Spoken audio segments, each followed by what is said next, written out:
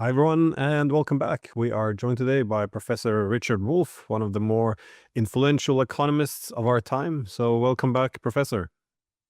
Thank you very much, Glenn. I'm very glad to be here. So, Trump recently warned that the dollar losing its dominant status would be like losing a world war, to show how important this very privileged status is. However, we also now see that the US is 37 trillion down in debt. That is very much unsustainable, and making matters worse, it's weaponized through this mass economic coercion. And we see that rules and predictability appears to be thrown out the window. China has sold off more than 300 billion worth of treasury bonds, which is unprecedented. And it's now reported that the dollar had its worst year since 1973. That is after Nixon closed the gold window and, well, more or less dismantled the Bretton Woods system. So there's a lot of unprecedented things we haven't seen before. Stocks going down, bonds going down, and the dollar going down all at the same time. And capital flow away from the US as well. This is troubling signs. I was curious how you see this. What is happening? Is this the early stages of the demise of the dollar? No, I think it's it's sort of in the middle. This demise has been going on for some time now. Number one. Number two, whatever Mr. Trump says, it changes so often, and it is so much the product of the immediate moment and what reporter in what situation is asking him what difficult question. And his mind is probably on the Jeffrey Epstein problem that haunts him here at home and all the other issues. I wouldn't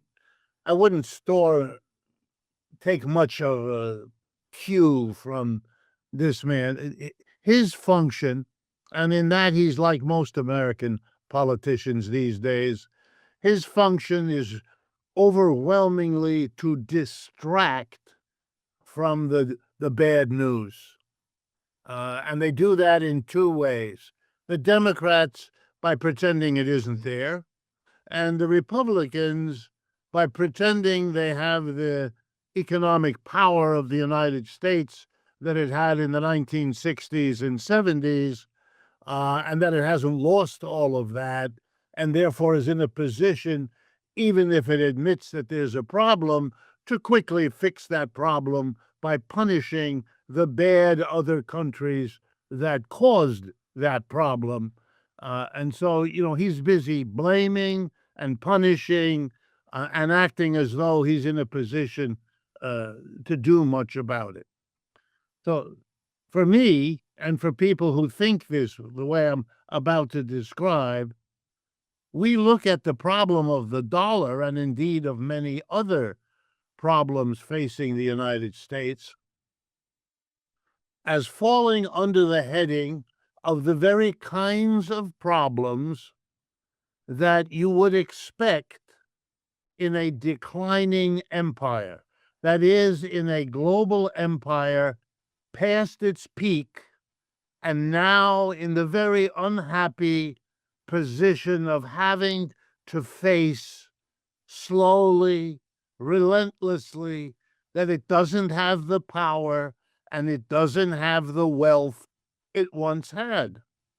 And it can't solve these problems in the ways it once did. And so it needs, first of all, to face the basic problem, which we do not do here in the United States at all. I mean, if you remember last November, we had a presidential election in which three candidates, Biden, Harris, and Trump, never uttered one word about a declining empire or a declining U.S. capitalism, declining because its empire is gone.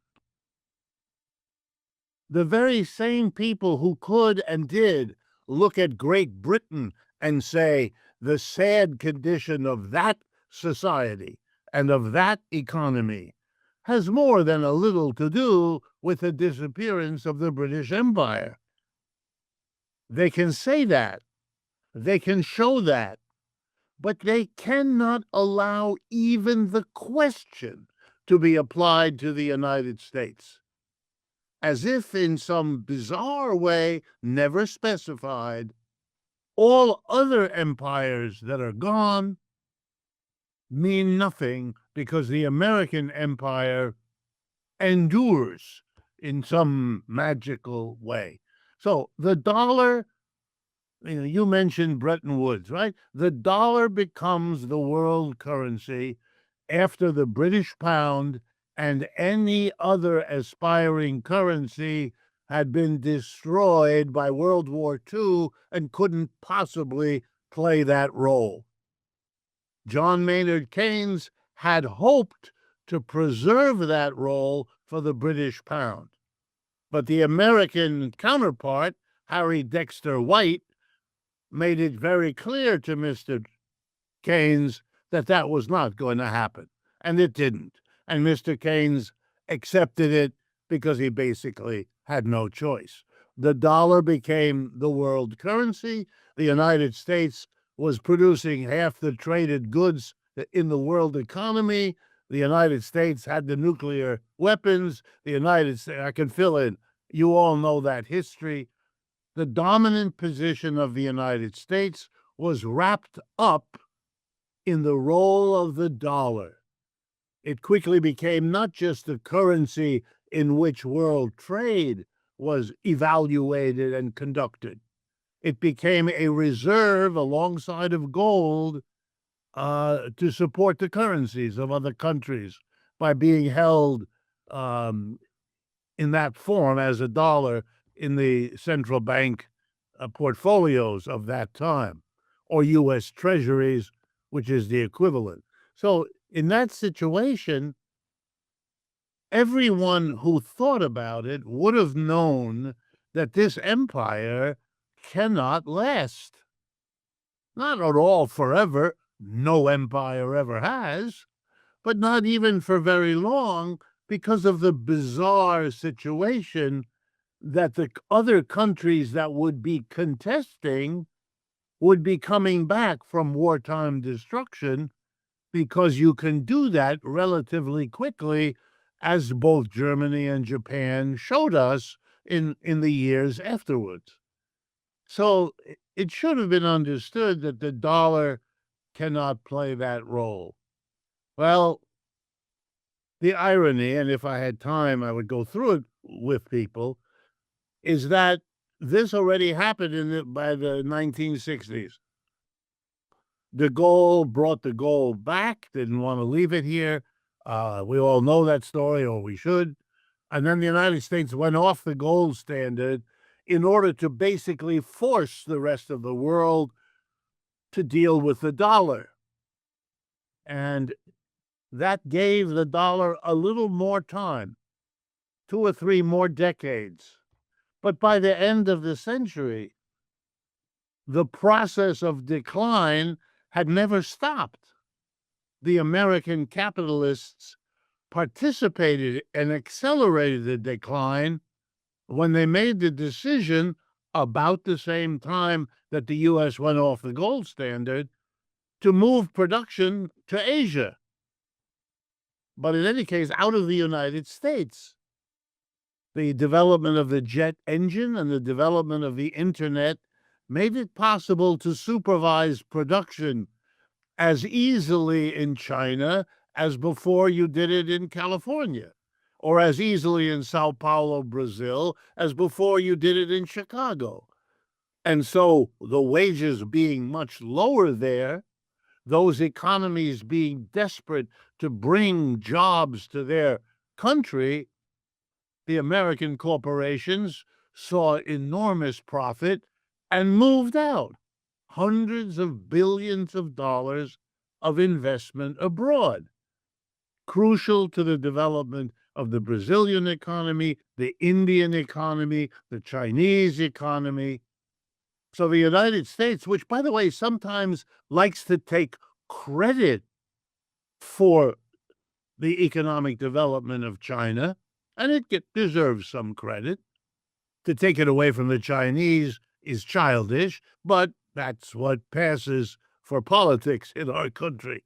But there's a grain of truth. It's partly what American corporations and European corporations and Japanese corporations did. But the end result is all of that development outside of the United States would sooner or later mean that the United States dollar wasn't necessary, did not need to play this role.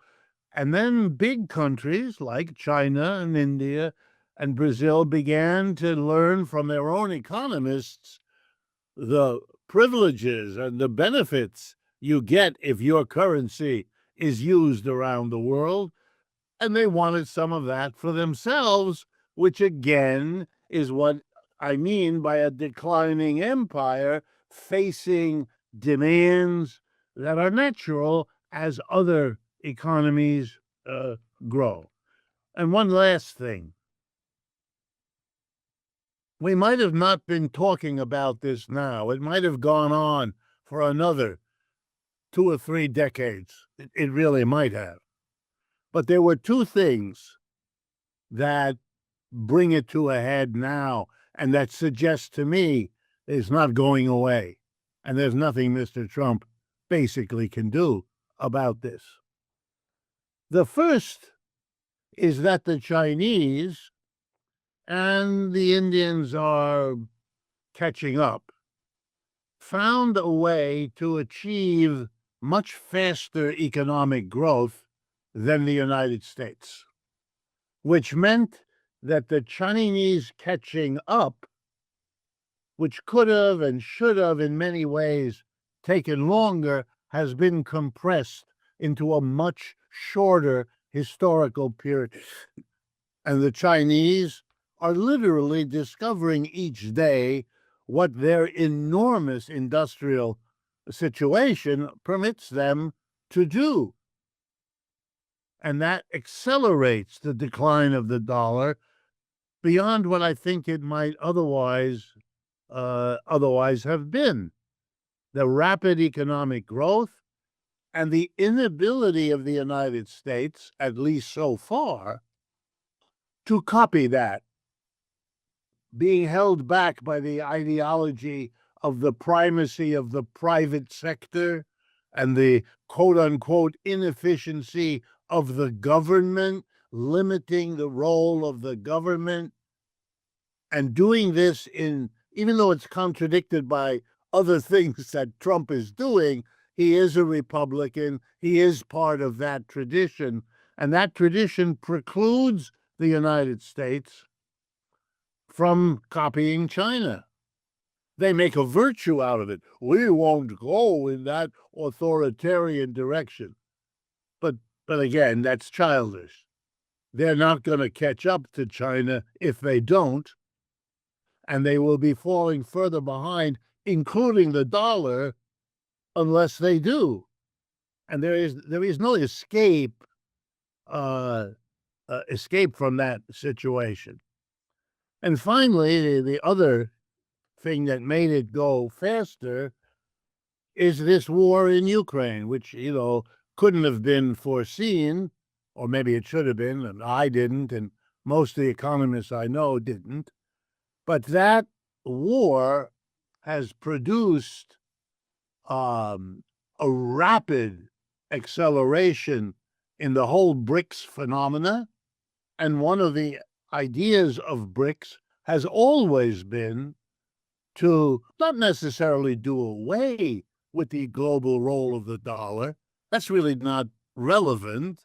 The dollar will be important as long as the United States is as big a player in the world economy as it still is. But it will diminish, and that's for sure.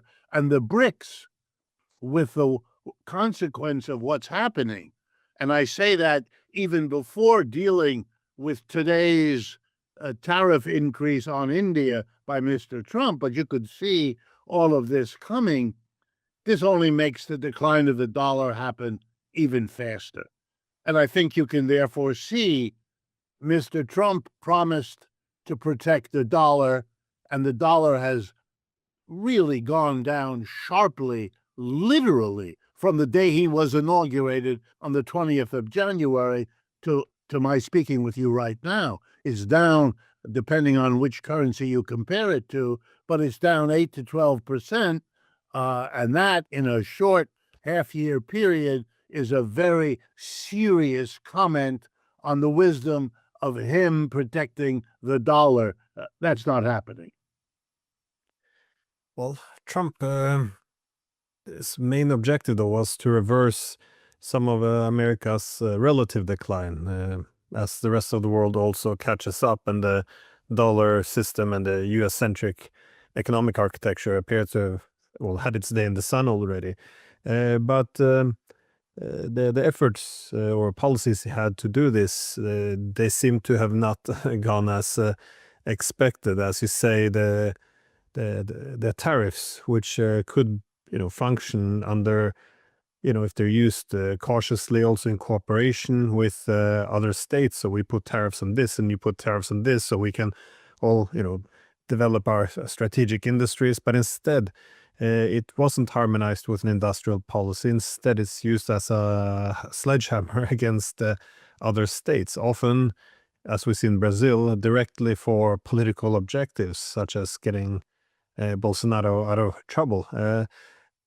I'm not sure how this, what kind of job numbers you're sitting with in terms of how this has developed. But I also wanted to, as a second question, squeeze it in there. One of the strengths of America, even though its finances is going south, the technology. I mean, the U.S. and China are the two tech giants here, and but in a direct competition, we see that the Chinese are racing forward. They have, I guess, better supply chain control. They get everything from the mines, the rare minerals, the processing, all the way to the finished product, which the U.S. doesn't necessarily enjoy. We see the energy, which is needed to sustain the data centers in this AI revolution. Nothing is well, the Chinese has the infrastructure better under control. It spends decades on building this. How do you see? How do you assess Trump's efforts to turn this whole thing around? Maybe bring the Chinese down a peg or two while also reversing the relative decline of America. Well, I must say I am continuously underwhelmed by what Mr. Trump is doing. I see it more and more as a kind of ad hoc mixture of a little bit of economic strategy, but it is an economic strategy that is overwhelmed almost daily by some political need he sees, correctly or incorrectly. Let me give you an example.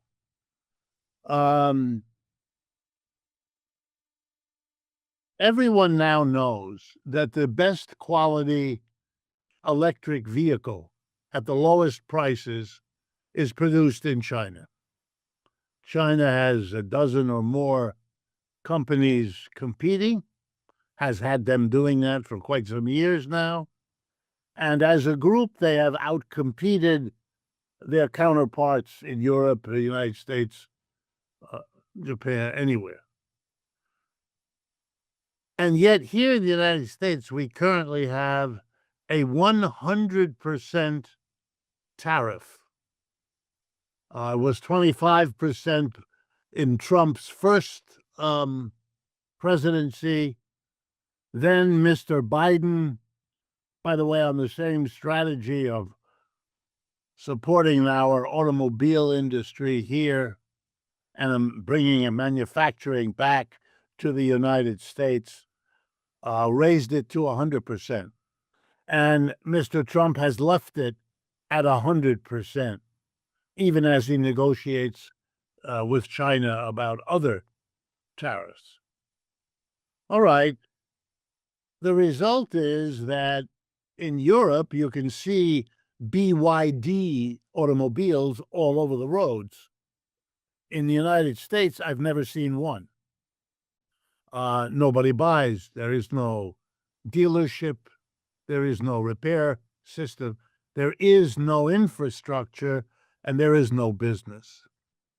Okay, let me explain why this looks good, because it says to the American people, as Mr. Trump and Mr. Biden both did, we're going to protect auto workers.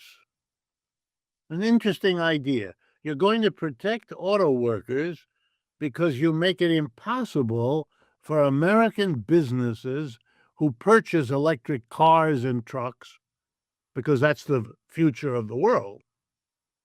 They have to buy inferior vehicles at a higher price than their competitors around the world.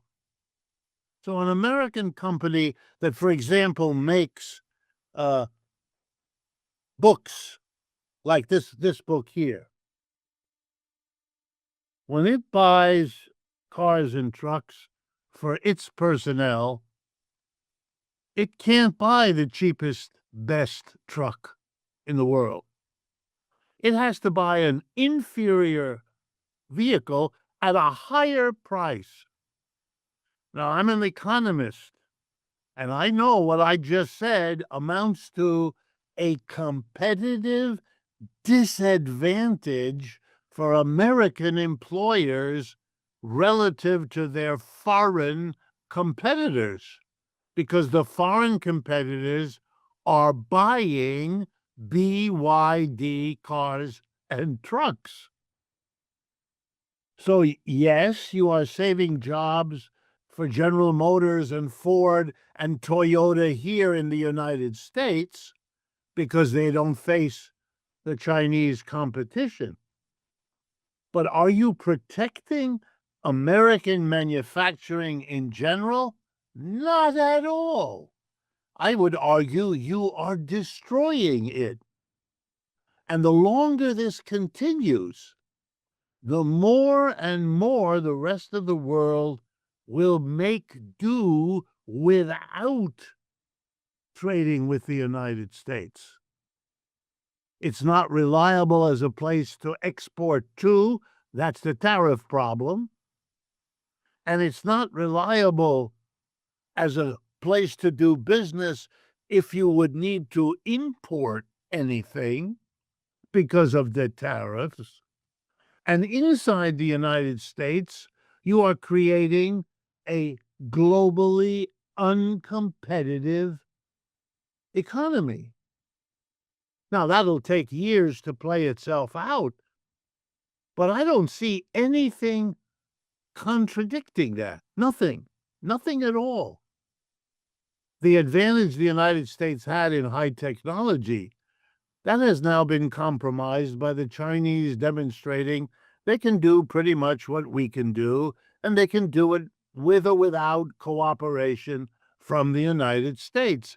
The Huawei Corporation itself has demonstrated that from the time that the United States arranged for the arrest of the CEO's daughter in Canada to the present, when the Huawei is out competing American. I mean, you're looking at it, and the results.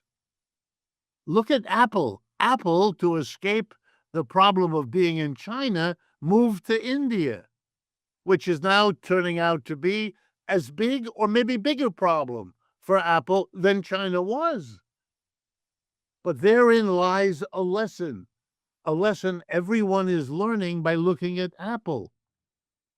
If Mr. Trump's goal was to move production from the rest of the world to the United States, the herky-jerky, up and down, temporary delay, these are all reasons not to be productive inside the United States, because you have no idea what the conditions are into which you would do what? Spend the money, spend the time to move production from overseas into the United States under these circumstances? And I'm not even talking about a society splitting apart in which half of the country sees Mr. Trump and his program as a kind of fascism.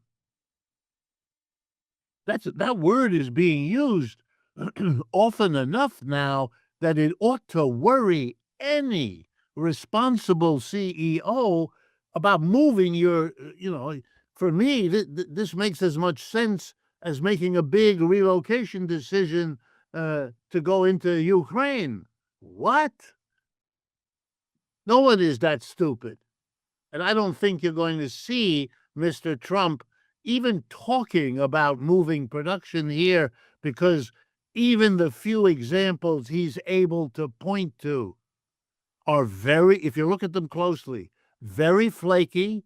They have big numbers, but it's over a 10-year period. Mr. Trump will be gone as president long before that, and so will all the people making these promises.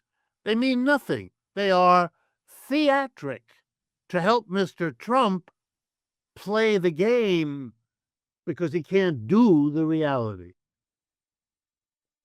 Well, you mentioned the use of the word fascism and deeply split society.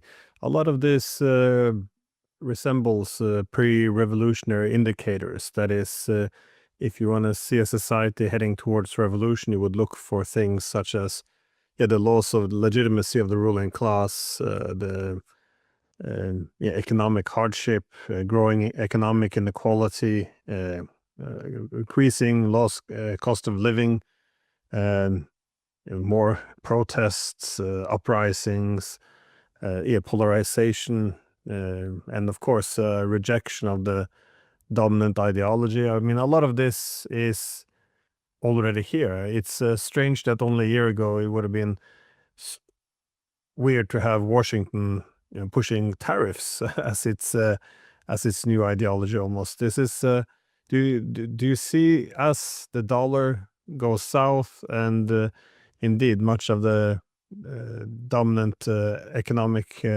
architecture of the United States, that is the infrastructure of the U.S. empire, do you think this could also have I guess destroy the republic as well? Because there are some profound social tensions. I'm quite aware that you see the same in Europe, but what are possible consequences on society? Well, I think you are seeing the splitting. You see it almost every day. I have been struck, as I assume you have also, Glenn, by the explicit move of the president with his governor of Texas to redistrict so that they can defeat the Democrats and take over enough seats to hold on to control of the Congress. I mean, this has nothing remotely to do with anything that the word democratic is supposed to signify. And that's already been true in Texas for a long time. But these are levels of out front, explicit, universally visible. The Republican Party of Missouri has announced it may do what the Texas Republicans have done. So this may now become a game. The governor of California has said if the Texans do that, then he will do it in reverse against the Republicans in California. And you can just see all of this. Here's another dimension. I live in New York City, and we just had an election in which a Muslim supporter of Palestine won the mayoral primary of the Democratic Party for mayor of New York City, which is the largest city in the United States. Zoran Mamdani is his name. And I live in New York. I'm very aware of the political situation. At this point, it looks like he will win the general election in November, where he will be the Democratic candidate. And the effort of the old machine, which will do everything it can to prevent this, at this point looks very weak and very disorganized and unable. In the city of Indianapolis, a major American city in the middle of the country, there's another non-white Islamic person running for mayor, and he may win. And Seattle has yet another. Now, they are still working inside the Democratic Party, and that is a significant decision they made.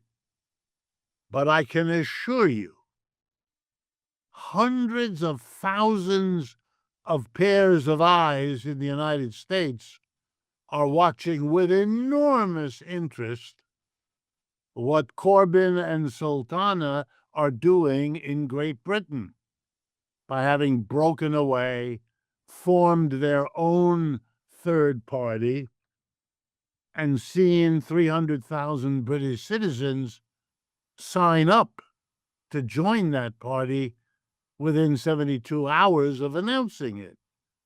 By the way, if we did that in the United States, and I can assure you from personal knowledge that the effort to do that is underway, we would also get 300,000. We would probably get more. And while the road is more difficult here, we have a tradition of two parties operating a duopoly politically for a long time. And people are used to it, and it will be more difficult to break them away. But that possibility, which would have been laughable 2 years ago, no one is laughing now. No one is laughing at all. And so I think the answer to your question is, yeah, there are many signs. We're not at that point yet. We are not a fascist country yet. But when people start talking the way they do, and when you see the close alliance between Trump and Netanyahu, then you begin to know we are in a very serious situation. Because of its role in European history, you might be interested to know the Jewish community in the United States, which is several millions of people, is split in a way that I doubt will ever be overcome. The majority here cannot and will not endorse Netanyahu and his policy in Gaza. The wealthier, the older, the traditional, the politically connected, they will. And if that means fracturing what is already a small community with a long history of persecution, which usually has meant they've hesitated to do anything that might make them vulnerable once again, they are now split in a way that, as I say, I do not see a recovery. And if there is one, it will take longer than you and I will live, much longer. And the cynical use by the Trump administration of claims of anti-Semitism to impose a right-wing restructuring of universities only makes it all worse. Well, I thought what's interesting with Washington's efforts to go after countries, be it China, Russia, Iran, or others, is usually when you want to destroy an adversary, efforts are made to single out a single state to be targeted and isolated, What is interesting, though, is the United States tends to now go after, well, everyone at the same time, not just its adversaries, but we also see the efforts to, well, I guess, restructure the relationship with allies or partners, which has good relations under the premise that they have been taking advantage of America's goodwill. So we see countries like India, Japan, South Korea, Brazil, the Europeans. The one that surprised me perhaps the most was the Indians. They're often a weak link, if not the weak link in BRICS, in terms that they want to almost do anything possible to have a good relationship with the United States. And the way the rhetoric he used to even demean and humiliate India, it just seems to have come out of nowhere. I don't understand what the purpose was behind this. I mean, even if one would use tariffs to restructure trade relations, it's the aggressive the aggression they've gone after India is quite extraordinary. I was have you seen any consequences yet in terms of how the Japanese, Koreans, Indians, anyone are responding to this very heavy hand? Because if there was more moderate pressure, one could assume that they would be willing to toe the line in order to preserve a predictable and stable relationship with the US. But instead, it seems that many are beginning to reach the conclusion that the dependence itself on the US is some vulnerability which they have to address or reduce. Well, let me go at it in two ways.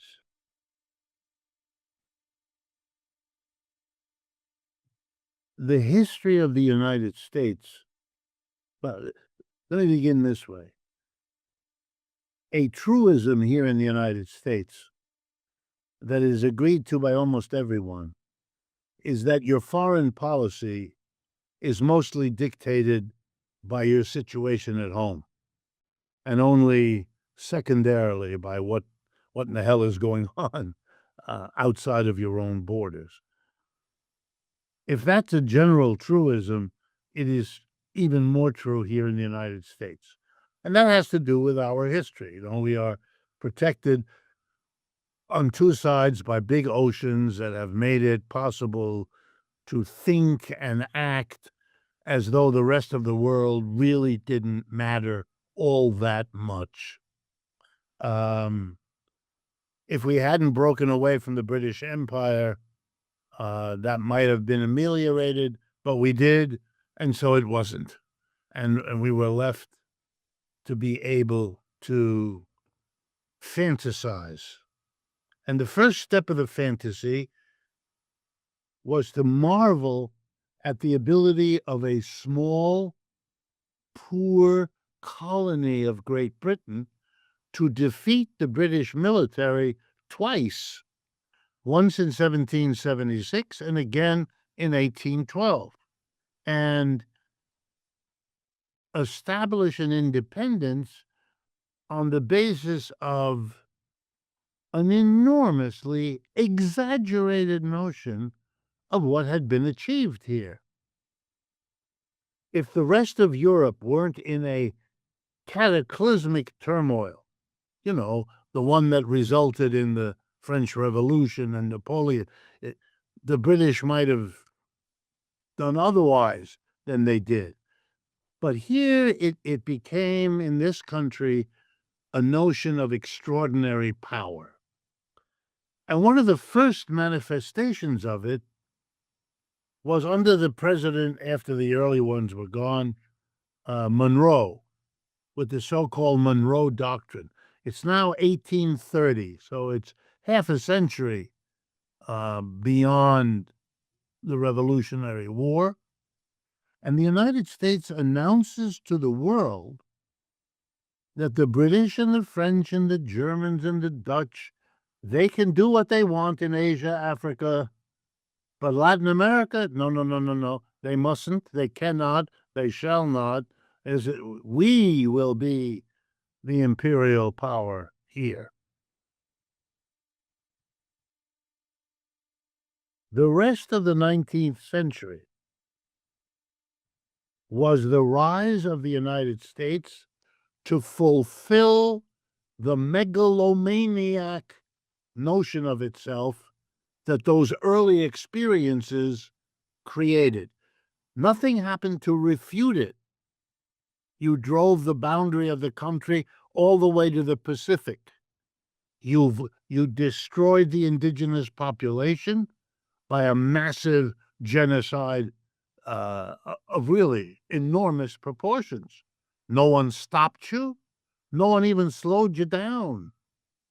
You even got through with the Civil War. You forced the slave South to subordinate itself to the capitalist North. And then you grew spectacularly right up to the First World War, where all of the old powers of Europe demonstrated that they were weaker than you were, thereby ratifying a level of power and dominance that was unrealistic, had always been unrealistic, but now had a century of reinforcement. And yes, the war slowed it down a bit. That was, we did lose quite a few people, nothing like the Europeans, but some. And we were slowed down again in World War II. But when World War II ended, the same craziness, which had never gone away, could be expressed again. The whole world is prostrate. Russia, China, Britain, France, Germany, Italy, Japan, they're all wrecked. We are dominant. And the dollar is what we talked about before. And so we've had growth in the 19th and dominance in the 20th century.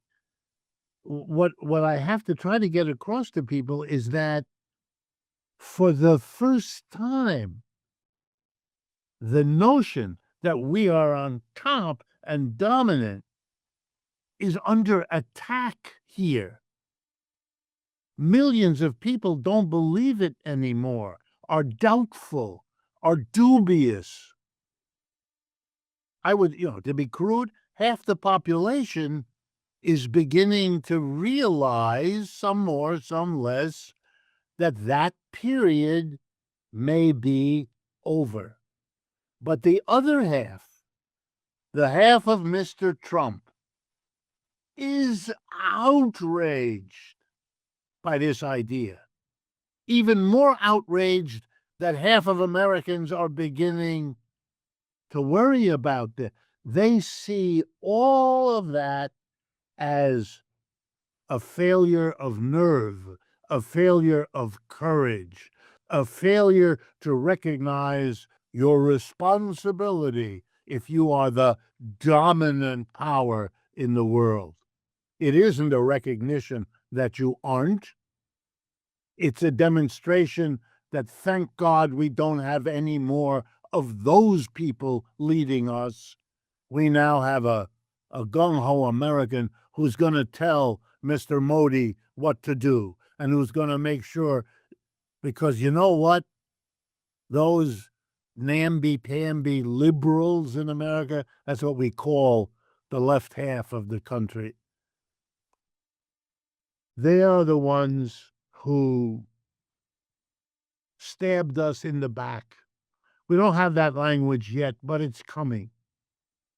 And you Europeans, you did too. You took advantage of us.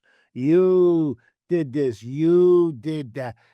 They'll find something that was worked out at some point, and it will be for them another great betrayal of the heritage of the United States, which is to govern. And they don't want to hear about anything else, and they certainly don't want to hear about liberal values or a rules-based order. For them, that's all the language of people unwilling and unable to use the power that the United States still has and should use for the benefit of the whole world. This mentality has to be understood. Otherwise, you will not understand how they can treat Mexico or Canada or Scandinavia or Holland or any other country the way they are perfect. You have all gone along with ripping off the big, powerful country, and now you don't want to pay the price of having to adjust your bad behavior. For me, you may be surprised to hear this, but we in America, those like me, we keep wanting to ask people like you, why is the European response so weak, so craven, so self-destructive? Is it just that you can't get together?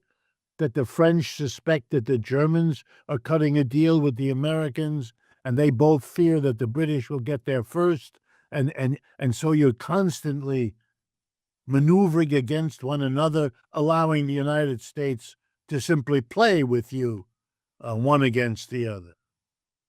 Or is there something else going on?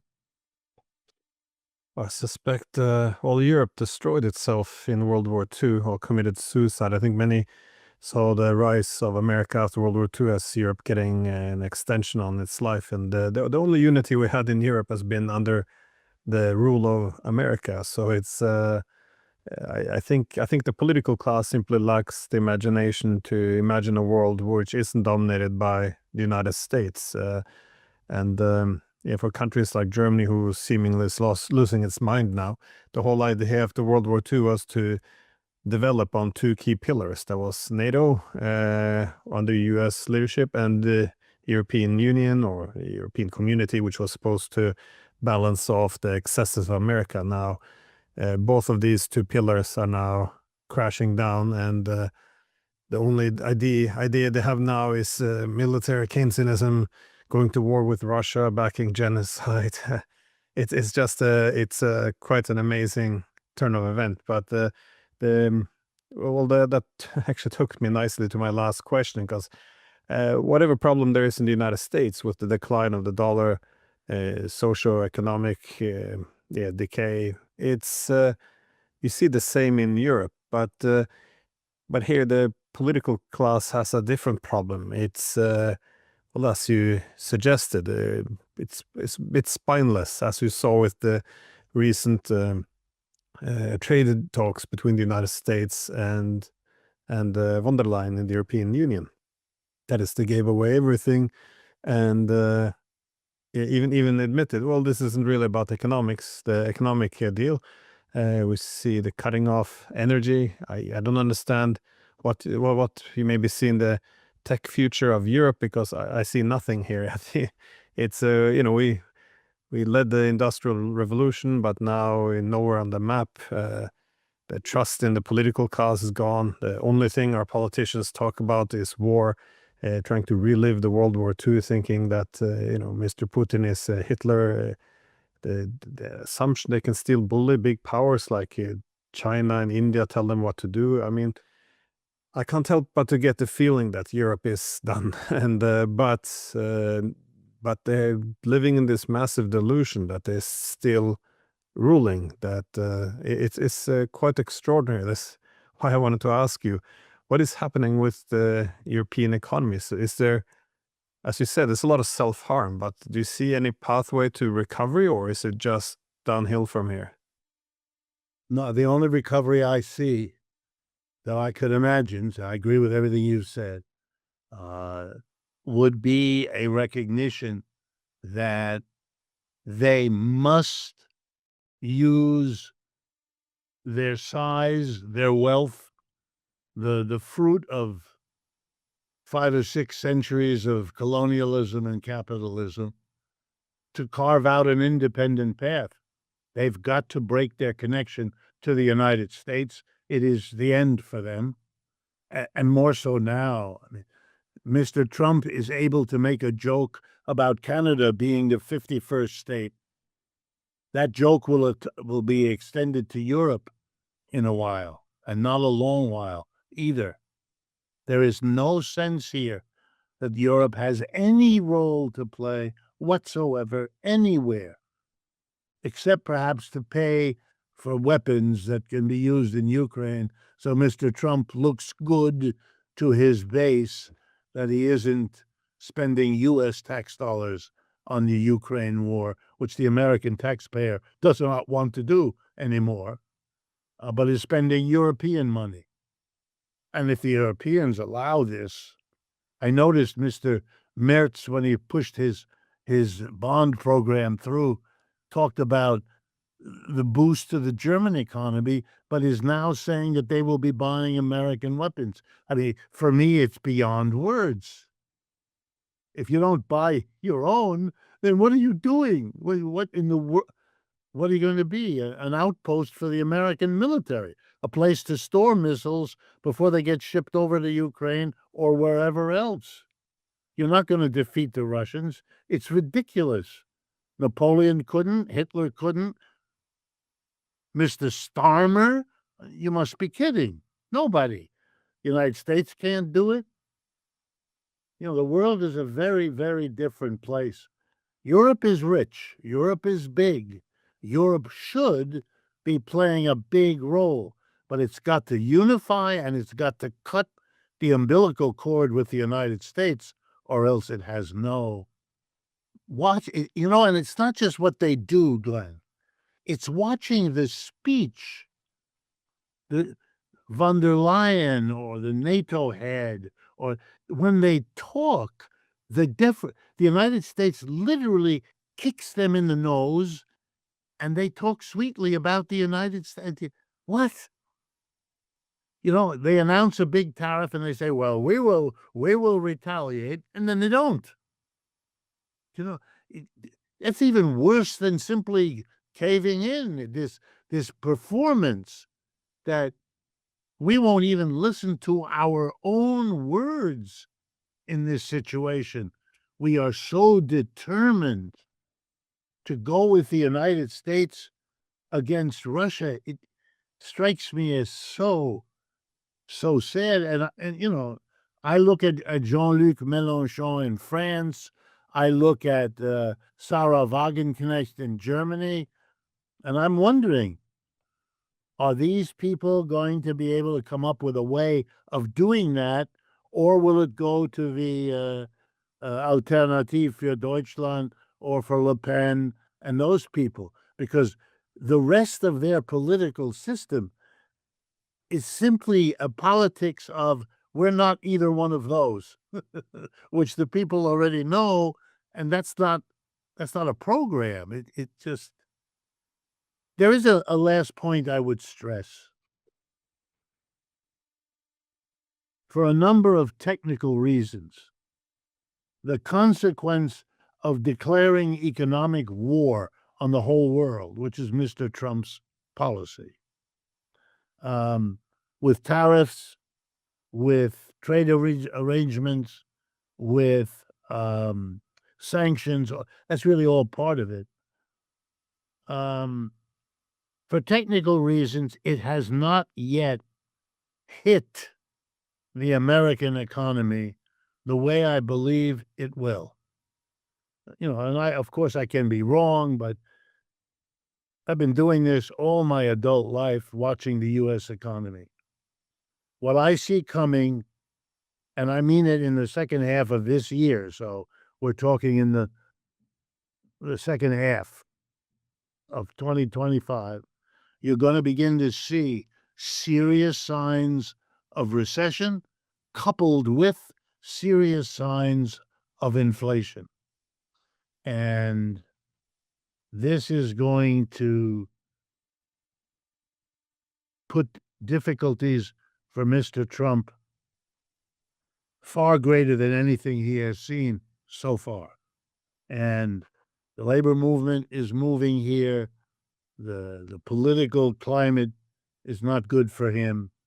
So even his own base is more and more divided.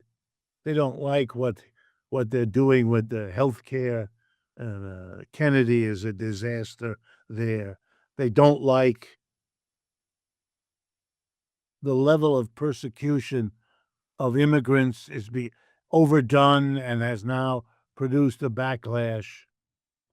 There really is widespread horror over what is going on in Gaza, and Mr. Trump's and there's lots of speculation that he has to support Netanyahu because the Israeli police included Mr.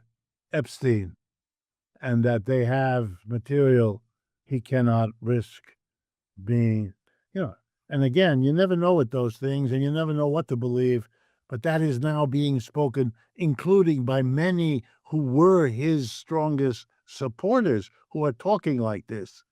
You're watching disintegration. At this point, I would say to you, it's no longer a question, will he disintegrate? Now the question is, he is disintegrating.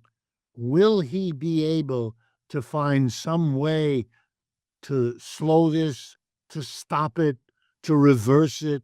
Is there some issue, some program? That's what he has to find. He hasn't found it yet. So the showboating about India and China, and, so far it has not had the domestic consequences. But we have millions of Americans who are now beginning to buy to the two biggest retail moments in America before the school year starts now and then before Christmas. And so we're about to head in, and if the prices go up, then there'll be a lot of trouble here. A lot of trouble. Well, Professor Wolff, thank you so much for your time. And yeah, it's going to be a interesting Yes. 2025. So thanks again.